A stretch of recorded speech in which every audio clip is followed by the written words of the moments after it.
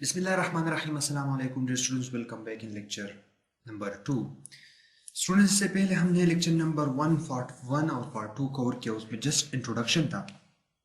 And इस lecture में जो हम सबसे इम्पोर्टेंट प्रॉब्लम जो साइट पे होती हैं बेसिकली सर्वेयर्स को और इंजीनियर्स को, जो कि ज़्यादातर इंजीनियर्स एंड सर्वेयर्स के ऊपर क्लियर नहीं होते, ज़्यादातर फ्रेश स्टूडेंट्स को भी ये मसला होता है। तो let us discuss this, okay? And then the coordinate calculation. First of all, we have determined the skew length of the culvert, and then we will determine the coordinates, okay? Before I start my lecture, this is basically I want to introduce you a culvert. Culvert is basically nothing, आप सब जानते हैं कि ये एक culvert वो होती है जिसका span 18 फुट से कम हो, ठीक है, और 18 फुट से ज़्यादा हो जाए तो you can say then bridge, okay. इसी तरह ये जो आप देख रहे हैं ये एक रनवे है, रेलवे लाइन है, और उसके नीचे से एक कलवर्ट गुजर रही है। तो इसमें दो केसेस होती है जो कि बहुत ही इंपॉर्टेंट केसेस है। एक वो केस होती है कि एक होती है स्क्वायर कलवर्ट और एक होती है स्क्यू कलवर्ट। फॉर एग्जांपल आपका ये रोड है, ठीक है, और कलवर्ट बिल्कुल इसके परपेंडिकुलर उसके सेंटर रोड के सेंटर लाइन को क्रॉस कर रहा है, तो इसको हम स्क्वायर कलवर्ट कहते हैं। इसकी कैलकुलेशन, इसकी लेंथ तो सिंपल है कि रोड के विड्थ के बराबर होगी, इतनी वो इसमें कम्प्लेक्सिटी नहीं होती है। लेकिन जब आपका रोड जो है और रोड का सेंटर लाइन, कलवर्ट का सेंटर लाइन उसके साथ किसी दूसरे एंगल पे, let's say here you see this is the centre line of culvert, okay, this is the centre line of your road. Now you see they are making a certain angle. अब ये angle 30 हो सकती है, 60, 75, whatever the angle will be. लेकिन यहाँ पे आप देखिए जो कलवर्ट का सेंटर लाइन है और रोड का सेंटर लाइन 90 डिग्री पे है, इस वजह से इसको हम स्क्वायर कहते हैं। और ये चूंकि मोर देन और लेस देन 90 है, so that why we call this as skew culvert. इसकी सेटिंग जो होती है, क्योंकि जाहिर है यहाँ पे आप देख सकते हैं कलवर्ट की जो लेंथ है वो इंक्लाइंड है, and we have to determine this length, okay. Similarly there are so many things I will discuss. So हमने लेक्चर नंबर 1 में basically just intro, okay, basics of coordinates and basics of this problem is very important, and we discuss it. I share the solution of this problem, and now we have basically this lecture, okay. So one big problem for civil engineers, okay, those who are pressures basically, they don't know about the layout. अब देखिए culvert की जो layout होती है या bridge की जो layout होती है उसमें क्या होती है, उसमें खास पॉइंट्स है जिसकी हमने कोऑर्डिनेट्स फाइंड आउट करने होते हैं, ठीक है, नॉर्थिंग ईस्टिंग फाइंड आउट करनी होती है, ठीक है। लेकिन ये इस तरह होता है कि जब आपको ड्राइंग दिया जाता है बेसिकली ड्राइंग में इस तरह होता है कि आपको इस ये आप देख रहे हैं ना, this is road centre line, CCL means culvert centre line, RCL means road centre line. अब क्या होता है कि जिस पॉइंट पे ये एक दूसरे को क्रॉस करते हैं तो इस पॉइंट की कोऑर्डिनेट्स आपको दी जाती हैं और ये स्क्यू एंगल दिया जाता है। इसके अलावा आपको रोड की सेंटर लाइन की जो बेरिंग होती है, फोर बेरिंग, वो भी दी जाती है। रोड की विड्थ आपको नोन होती है और कर्वर्ट की जो विड्थ होती है बट परपेंडिकुलर विड्थ वो आपको नोन होती है। यहाँ ये बात आप सारा जहन में याद रखिए। इधर आपको मैं दिखाता हूँ, देखिए ये आपका रोड का सेंटर लाइन, ये आपका basically culvert centre line, okay, और ये आपका नेचुरल ड्रेन है जो कि गुजर रही है, यानी कि ये दो ब्लू लाइंस जो है this is the culvert.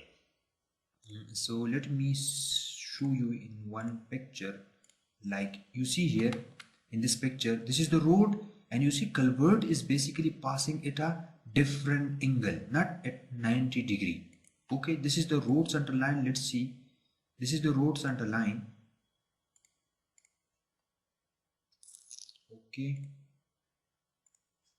You see this is the road center line, okay, and this is the culvert center line. So you see the आपको क्लियर है कि बेसिकली ये जो एंगल है वो 90 डिग्री नहीं है। अगर मैं आप लोगों को एक और पिक्चर दिखाऊं तो let me see discuss, this is a right angle, okay, this is a right angle, so that is this is square.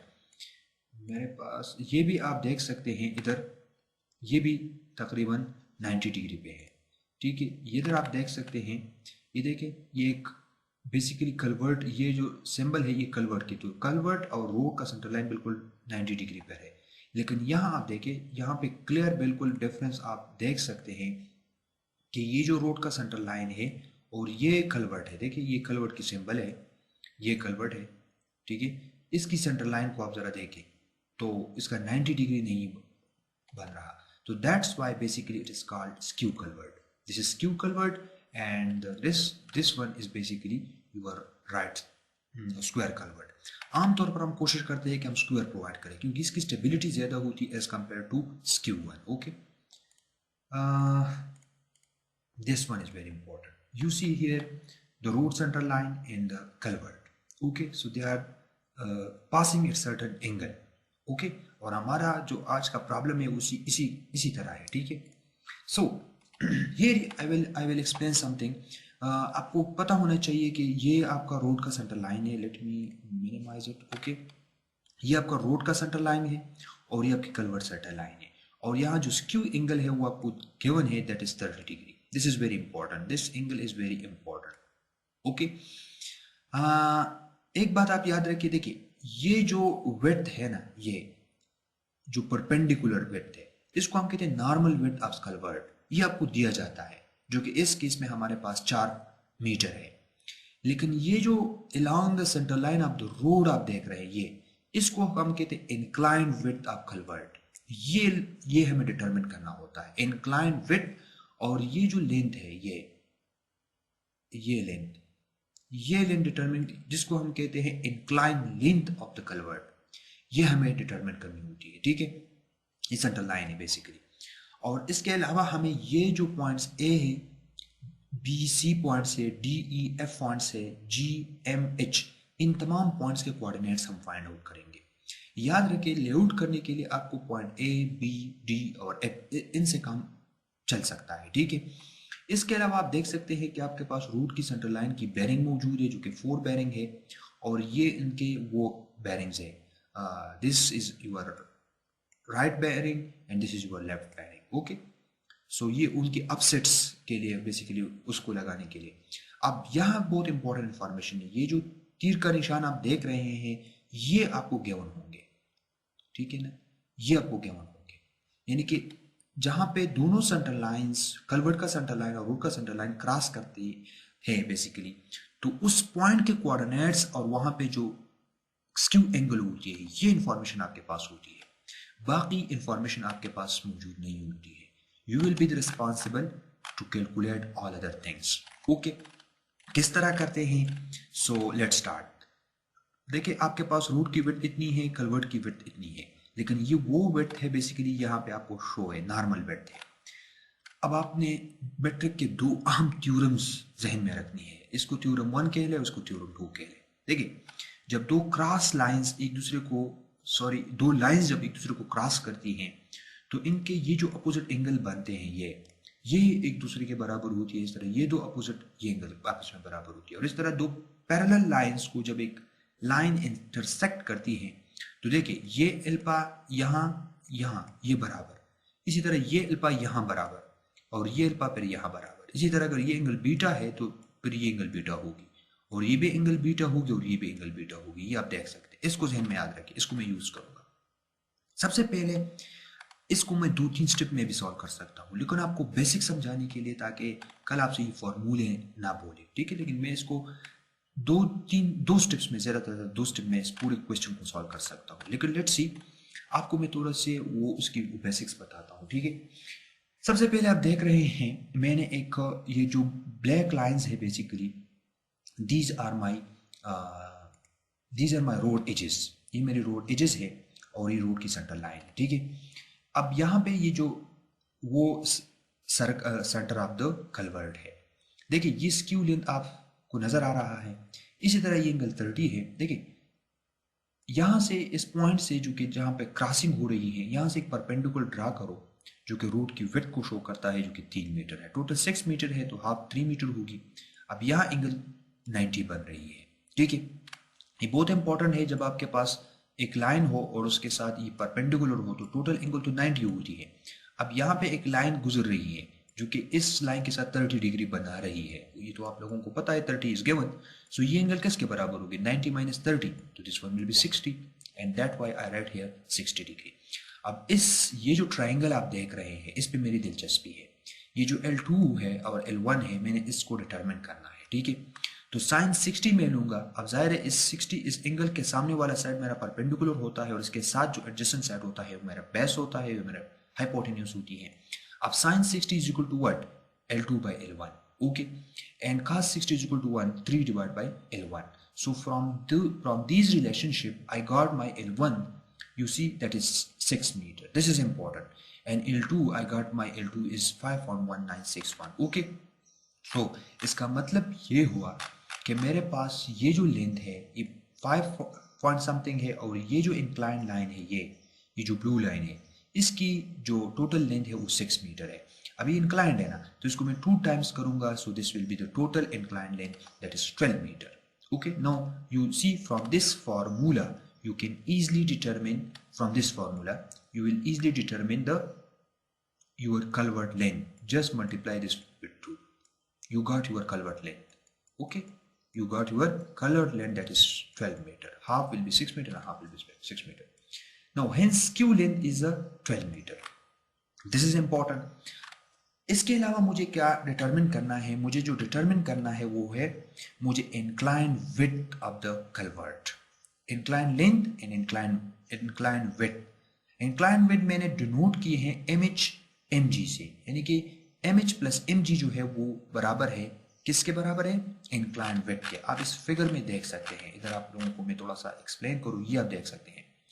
ये जो लाइन आप देख रहे हैं ये है मेरी इंक्लाइन विड्थ ऑफ कल्वर्ट, और ये H और G, HG बेसिकली ये मेरी incline width of the culvert है, ओके। यहाँ पे आप G लिखे this is my H point and this is my G, so HG is my incline width. अब मैंने क्या करना है, इसको फाइंड आउट करना है। इसको फाइंड आउट करने का तरीक़ाकार ये है, देखिए इसको समझिए। अभी थ्योरम में यूज कर रहा हूँ, थ्योरम नंबर 2। अब देखिए दो पैरेलल लाइंस है ना, ये जो ब्लैक लाइंस है ये पैरेलल है, ठीक है। अब एक लाइन उसके ऊपर इंटरसेक्ट कर रहा है, ये जो सेंटर लाइन आप जो रोड आप देख रहे हैं ये रोड का जो सेंटर लाइन है RCL। अब RCL उसके ऊपर इंटरसेक्ट कर रहा है, तो ये मेरा RCL है, ठीक है। अब ये RCL उसको इंटरसेक्ट, दिस मीन कि यहाँ जो एंगल बनेगी वो एंगल यहाँ भी होगी और यहाँ भी होगी। अब ये दोनों एंगल बराबर है, इसीलिए मैं इसी प्रिंसिपल को यूज करता हूं। देखिए ये लाइन जो सीधा आ रहा है ये लाइन ऑफ इंटरसेक्शन है, ठीक है। अब ये पैरेलल लाइन है, ठीक है, और ये भी पैरेलल लाइन है, ठीक है। अब ये angle I know it, this angle is basically 30 degree which is given, this is skew angle. अब इसको देखें, दो लाइंस पैरेलल है, ठीक है, दो लाइन पैरेलल है और उसके ऊपर एक इंटरसेक्ट कर रहा है, तो इंटरसेक्शन के यहाँ जो एंगल है 30 वो यहाँ भी है। दिस मीन कि ये जो एंगल है ये 30 है। अब ये एंगल अगर 30 है तो ये एंगल भी 30, यानी कि अगर ये एल्पा है तो ये भी एल्पा होगी। इसी तरह जितने भी एंगल्स इसके साथ बन रहे हैं ये भी एल्पा होगी 30, और जितने भी एंगल इसके साथ इस तरह बनेंगे वो एंगल 30 के बराबर होगी। अब यहाँ मेरी जो इंटरेस्ट है, अब आप उसको जरा देखिए, let me rub it, okay, मैं इसको रिमूव करता हूँ, ठीक है। अब देखिए ये थ्योरम समझना बहुत इंपॉर्टेंट है। देखिए ये जो लेंथ है ये ऑलरेडी नोन है 3 मीटर है, ठीक है।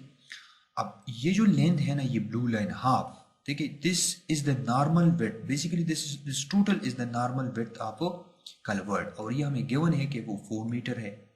तो दिस मीन कि ये जो हाफ है वो 2 मीटर हो गया, 2 मीटर मैंने लिखा है, ठीक है। अब ये 3 मीटर है ना, तो इस तरह मेरा एक ये ट्राइंगल बनता है। ये triangle basically I am interesting in this triangle, so I just choose this triangle and I will determine this inclined length, this length, okay. This is basically length GM, sorry. When I multiply it with 2 basically, so I got HG, okay, HG. So this line, let's say this line is MG, जब आप mg को find करें ना तो उसको 2 से multiply करें, you got hg. So that why you see here I just chosen the triangle. Okay, that is M point. M point is the intersecting point. This point, okay, the intersecting point M, and this is 2 meter. Already I determined. Okay, and this is your H in. In is this point. Remember this point. Okay, where I draw a right angle. Okay, a perpendicular, and you know this is the base, and this is the hypotenuse, and this is the perpendicular. I know this length and I know this angle. So अगर मेरे पास एक angle और एक side हो, so I can determine it. ये जो hypotenuse है, जब मैं hypotenuse जिसको GM कहते हैं, अगर so from trigonometry we got sin 30 mg. mg is now my 4 meter. अब ये बात आप जरा गौर करें, ठीक है? ये लाइन जो है बेसिकली, चूंकि ये कलवर्ट की वो एजेस है, अब कलवर्ट की जो नॉर्मल विड्थ है वो 4 मीटर है, लेकिन इसकी जो इंक्लाइन विड्थ है वो 8 मीटर है. अब इतना फर्क है. This is interesting. ओके, इतना फर्क है इन दोनों में, नॉर्मल विड्थ में और इंक्लाइन विड्थ में. अब आपके पास 4 मीटर है, विच इज़ वेरी इंपॉर्टेंट. अब इस 4 को डबल कर दो तो आपके पास जो ये है, ये मीन्स दिस मीन्स कि ये 8 मीटर है. Clear? Now, after finding the normal width and normal inclined length, so if we summarize all the things, मैंने आपको पहले भी आप लोगों से पहले भी कहा कि मैं इनको 2 स्टेप में भी सॉल्व कर सकता हूँ.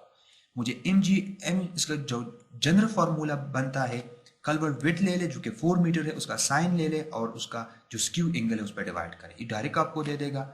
और इस तरह स्क्यू लेंथ आप फाइंड करना है तो 2 root half width that is 3 metre है, 6 मीटर इज टोटल 3 मीटर है, और cos 90 में से स्क्यू एंगल माइनस करें. ये 2 फार्मूले बस आपको ये सारे जो कैलकुलेशन है एक ही स्टेप में देगा. ठीक है, इसके बाद हमें बेरिंग फाइंड आउट करनी है. देखिए ये स्टेप भी बहुत इंपॉर्टेंट है, बेरिंग्स को समझिए. और आई थिंक सो अगर आपने मैंने जो एग्जांपल नंबर 2 किया था जिसमें जो जिगजैग लाइंस थे, अगर वो प्रॉब्लम आप लोगों ने खुद सॉल्व की है और उसको समझा है तो फिर ये स्टेप आप समझना आपके लिए मुश्किल नहीं होगा. I think so. देखिए करना क्या है, back bearing of the road आपको गिवन है, सॉरी फोर बेरिंग आपको गिवन है जो कि ये है. अब back bearing of the road क्या होगी, दिस इज 198, सो 180 से ज्यादा है, आपने 180 माइनस करना है. This will be the back bearing of your road. Okay, अब आप यहाँ इस डायग्राम को देखिए 4 बेरिंग को मैंने रिप्रेजेंट की है. आपने इस तरह रिप्रेजेंट करना है अगर चीजों को समझना है. ये मेरी नॉर्थ की डायरेक्शन है. 4 बेरिंग का मतलब क्या है कि ये लाइन जो है ये इतनी एंगल पे डिविएट है नॉर्थ से, 198, 12 ओके जो भी है. अब देखिए इसका बैक बेरिंग क्या है. बैक बेरिंग का मतलब ये है, इधर मैंने शो किया है, देखिए बैक बेरिंग मैंने इधर शो की है. अब बैक बेरिंग का मतलब ये है कि it is deviated it 18 degree के ऊपर ये इस डायरेक्शन में डिविएटेड है. अब इसी को मैंने यहाँ पे रिप्रेजेंट की है. ये जो ब्लू लाइंस आप देख रहे हैं ये मेरी नॉर्थ की डायरेक्शन है. याद रखिए यहाँ जिस तरह नॉर्थ आपने ली है, यहाँ जिस तरह ये सारे पैरेलल्स आपने लेने हैं. अब जब आप उसको पैरेलल लेंगे, देखिए ये लाइन जो है, ये लाइन बेसिकली ये जो सर्कल आप देख रहे हैं, this is the 4 bearing of your road centre line. Clear? अब आप देखिए हमने फाइंड क्या करना है. ये लाइन जो आप देख रहे हैं, this is the centre line of your culvert. This is culvert centre line. Okay, culvert centre line CCL. अब इसकी स्क्यू एंगल तो क्या है, 30 है ना. अगर ये 30 में इस 4 बेरिंग के साथ जमा करूं तो मेरे पास क्या हासिल होगा, मेरे पास 4 bearing of the culvert centre line हासिल होगा. So this is the way you got your culvert centre line bearing. You see back bearing of the road centre line 180 को आपने माइनस करना है, यू गॉट 18, 12, 36. अब इसके बाद आपने bearing of centre line, culvert centre line find करना है. So from the figure, this figure it is clear कि जो 4 bearing of the centre culvert centre line होगी वो किसके, 4 bearing of the road plus Q angle, उसको add करना है, 228 डिग्री बनता है, which is clear right now. Back bearing क्या होगी, 228 से 180 से ज्यादा है, 180 इसमें से माइनस करें, you got this one. It is also clear. अगर आपने क्वेश्चन नंबर 1 जो कि जिगजैग प्रॉब्लम था, अगर उसको आपने खुद सॉल्व किया है, समझा है, तो फिर आपको इसमें कोई प्रॉब्लम नहीं होगी. आई थिंक सो. अब क्या करना है, जब आपके पास बेरिंग्स आती है, then we will in the position to find out the layout points, coordinates. फिर चीज़ें आसान होती है। देखिए इस तरह डायग्रामेटिकली आप शो करें, आपके पास सारे पॉइंट्स को आप नाम दे सकते हैं, 1 2 3 जो भी है, A H D E G B M C, इन सारे पॉइंट्स के कोऑर्डिनेट्स मैं आप लोगों को देता हूँ। लेकिन लेआउट के लिए आपको A D और B और F ये पॉइंट्स काफ़ी होती है, ठीक है। लेकिन आपको बेसिक्स आनी चाहिए कि इन पॉइंट्स के अगर कोऑर्डिनेट्स आप मालूम करना चाहिए। इस तरह मैंने 4 बेरिंग शो की है और इस तरह मैंने बैक बेरिंग शो की है, ठीक है। ये 4 बेरिंग, ये back bearing. Now I am trying to find out the coordinates of C. तो आई थिंक सो आपको अब प्रॉब्लम नहीं होगी। जाहिर है इस लाइन की जो 4 बेरिंग है आपके पास है ना, ये 228 लेंथ भी है, लेंथ को बेरिंग के साथ मल्टीप्लाई कर दे, ठीक है ना, और उसके साथ इस पॉइंट की जो ईस्टिंग पॉइंट है उसको जमा करें, आप सी की फाइंड आउट कर सकेंगे, ठीक है ना। इस तरह ये easting of C point, easting of M point plus 6 जो कि इंक्लाइन हाफ लेंथ है उसको मल्टीप्लाई करें साइन के साथ। This is sine, this is sine, this is sine. So here I am write down sine. So sine 4 bearing of the EC line. Okay. उसी तरह आप नॉर्थिंग फाइंड आउट करें, northing of C point, so northing of M plus half culvert inclined length cos of that and you got your northing. This is the way. Similarly point A B को आप find करना चाहते हैं, so point A B को approach करने के लिए आपके पास 2 रास्ते हैं, बल्कि 3 रास्ते हैं आप कर सकते हैं। एक रास्ता ये है कि आप सी से डायरेक्ट ए को फाइंड करें, क्योंकि सी के कोऑर्डिनेट्स तो आपको नोन है ना। अब आपको करना क्या है कि आपको इस लाइन की बेरिंग चाहिए और इस लाइन की बेरिंग वही होगी जो कि इसकी है। तो हमने पहले स्टेप में फाइंड किया था कि ये साइड 5 पॉइंट समथिंग है, इसी तरह ये भी 5 पॉइंट समथिंग होगी। तो अगर आपके पास सी की ईस्टिंग है तो सी की ईस्टिंग में आप जमा करें this length times the bearing of the route centre line, so you can guard this one. ये आप लोगों के लिए आसान होगा। इस तरह आप इस तरह भी आ सकते हैं, इस रास्ते से आप एच की फाइंड करें जो कि डिस्टेंस नोन है 4 मीटर, तो एम की ईस्टिंग में से प्लस कर दे 4 into sine of this 4 bearing of the road centre line, okay. और इस तरह एम की नॉर्थिंग में से जमा करें क्या 4 times cos of 4 bearing of the road centre line, so you got H. H के कोऑर्डिनेट्स फाइंड करने के बाद एच के कोऑर्डिनेट में की ईस्टिंग में से आपने फिर ये लेंथ देखिए इसको यूज करना है जो कि 6 मीटर के बराबर है, और इसकी बेरिंग वही होगी जो कलवर्ट की सेंटर लाइन की 4 बेरिंग है, ठीक है ना। तो इस तरह यहां से फिर आप यहां अप्रोच करेंगे, इसी तरह यहां से फिर यहां डी तक अप्रोच करेंगे। तीसरा तरीक़ाकार ये है कि आप ये इंक्लाइन लेंथ फाइंड आउट करें। ये जब आप ये इंक्लाइन लेंथ फाइंड आउट करेंगे और आपके साथ इस इंक्लाइन लेंथ की 4 बेरिंग हो तो आप डायरेक्ट ए तक जा सकते हैं बगैर इन 2 पॉइंट्स के। लेकिन मसला फिर ये होगा कि ये एंगल फिर कितनी होगी, इस एंगल को आपने फाइंड आउट करना है, इसके लिए इस पैरेललोग्राम से को सॉल्व करना है। तो ये तरीक़ाकार आई थिंक सो आपके लिए थोड़ा सा लेंथी होगा। 3 अप्रोचेज है, लेकिन ये जो फर्स्ट या सेकंड अप्रोच मैंने आप लोगों को बता दी इसको यूज करें। देखिए पॉइंट ए बी वही तरीक़ाकार है कि ईस्टिंग ऑफ ए फाइंड करें तो easting of H plus H sine 4 bearing of culvert centre line.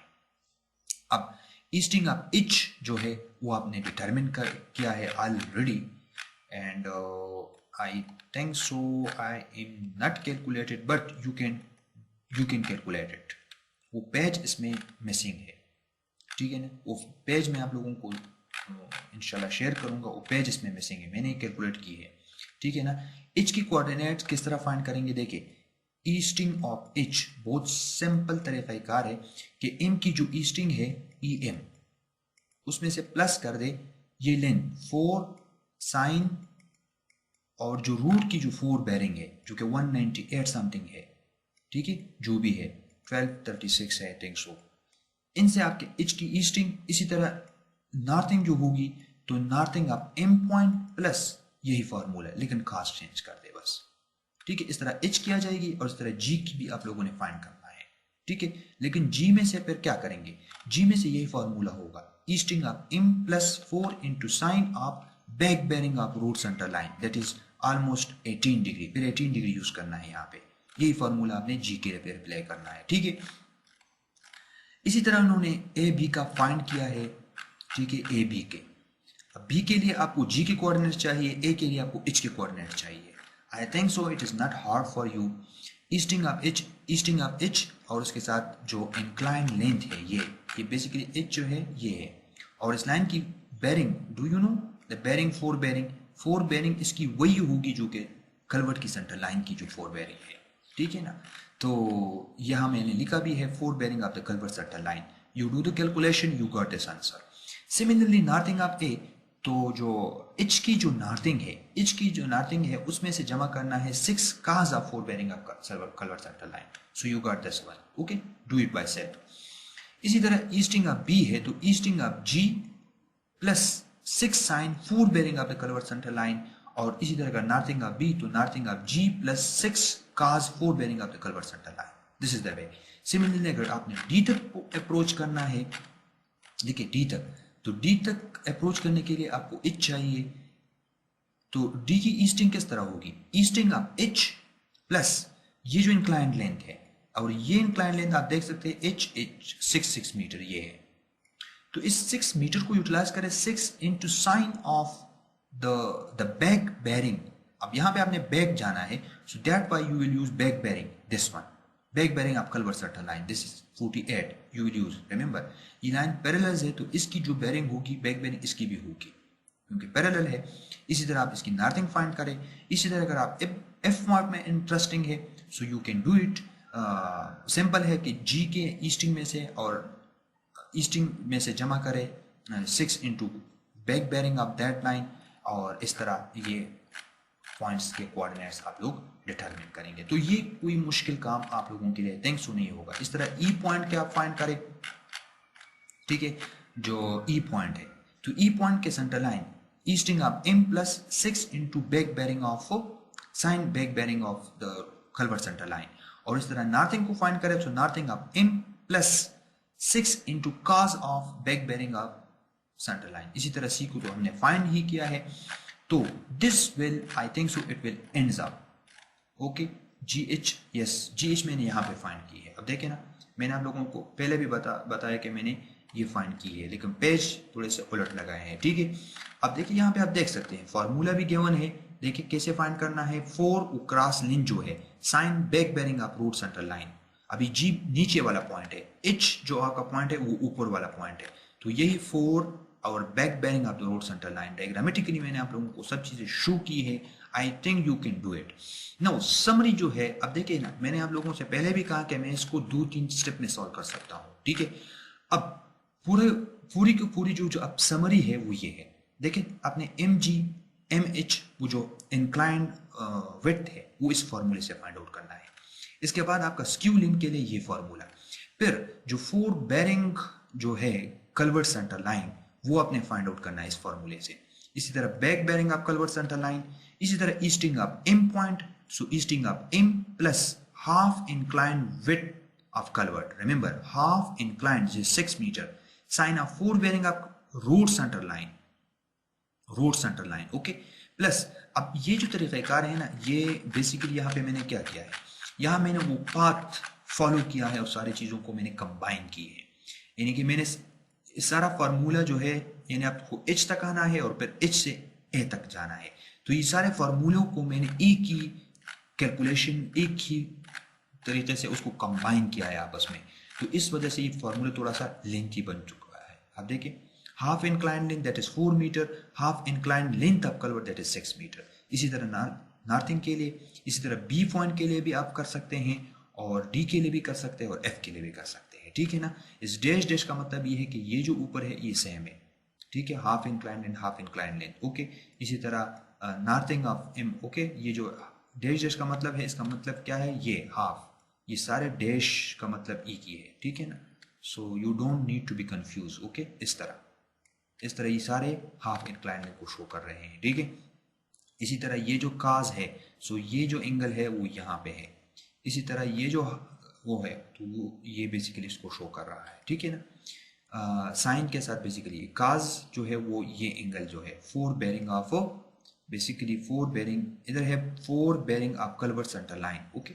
सो आपने वो सो बेसिकली ये वो तरीक़ाकार है जिसके ज़रिए से आप लोगों ने ये समराइज़ करनी है रिजल्ट्स को। ओके, अगर आपने पूरी समरी, ये आप सिर्फ याद रखें, हाफ एंड काइंड 4 मीटर आपने इन सारे सर्कल में से इंसर्ट करना है। इसी तरह यहाँ पे आपने 6 को इंसर्ट करना है, ठीक है।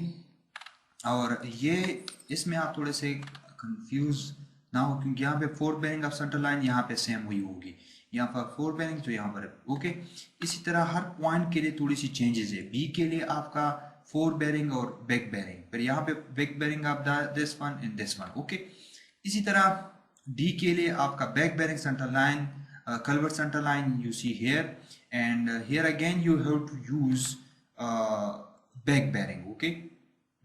For D, yes, for D point, where is the D point? So अगर आपको diagram clear हो, this is D point, okay. So you have to use back bearing and then again back bearing, okay. So this is for easting, and for northing you have to use as well, but cause, okay. So this is the way how we can summarize things, okay. अगर सारे sheet को आप Excel sheet में डाल दें तो ये सारा कैलकुलेशन आपका एक ही क्लिक से होगा, ठीक है ना। एक इसकी जो होल समरी है बेसिकली इस पूरी लेक्चर की, अगर आप लोगों के साथ मैं वो ज़रा शेयर करूं, तो बेसिकली हमारी जो अप्रोच थी वो क्या थी कि हमें ये इस पॉइंट से सारा डाटा हमने निकाला। हमने फर्स्ट ऑफ ऑल ये लेंथ निकाली, फिर इसके बाद हमने ये टोटल इंक्लाइन विड्थ निकाली, इंक्लाइन लेंथ निकाली, फिर हमने कोऑर्डिनेट्स इस पॉइंट के फाइंड किए जिसको हमारा पॉइंट सी था। इसके बाद हमने पॉइंट एच के कोऑर्डिनेट्स फाइंड किए, फिर एच की मदद से हमने इस ए पॉइंट के कोऑर्डिनेट्स फाइंड किए, ठीक है। इसी तरह फिर हमने इस पॉइंट को, I think so this is point F R E some, okay. फिर एच ई के कोऑर्डिनेट्स को यूज करते हुए हमने इस लेंथ को और इसकी जो बैक बेरिंग थी centre line of the culvert, उसकी मदद से हमने इस एफ की ईस्टिंग नॉर्थिंग, फिर हमने इस पॉइंट जी की कोऑर्डिनेट्स फाइंड किए by using the back bearing of the road centre line, और ये जो हमारा 4 मीटर लेंथ था, ठीक है। फिर ये इस 6 मीटर और ये इस लाइन की जो बैक बेरिंग 4 बेरिंग थी, यानी कि centre line of the 4 bearing of the centre line को यूज करते हुए और इस 6 मीटर को यूज करते हुए और साथ ही साथ जी के कोऑर्डिनेट्स को यूज करते हुए हमने ईस्टिंग और northing of this point B हमने फाइंड किया, ठीक है। इसी तरह जी के कोऑर्डिनेट्स को यूज करते हुए, back bearing of the culvert centre line को यूटिलाइज करते हुए एंड दिस 6 मीटर को यूज करते हुए हमने basically इस point E की coordinates find किए. So this is the whole approach which how we can calculate these things. One thing approach which is also can be applied, अगर आप इस तरह ये inclined angle length find करें और आप नॉर्थ से उसकी bearing find करें 4 bearing, तो आप डायरेक्टली इस पॉइंट को कैलकुलेट कर सकते हैं बगैर किसी इस पॉइंट के या इस पॉइंट को यूज करते हुए, ठीक है। इसी तरह यहाँ पे इंक्लाइन लेंथ आपने फाइंड करना है, यहाँ पर फाइंड करना है और यहाँ पे, ठीक है। तो ये एक तरीक़ाकार है, ठीक है। इसकी जो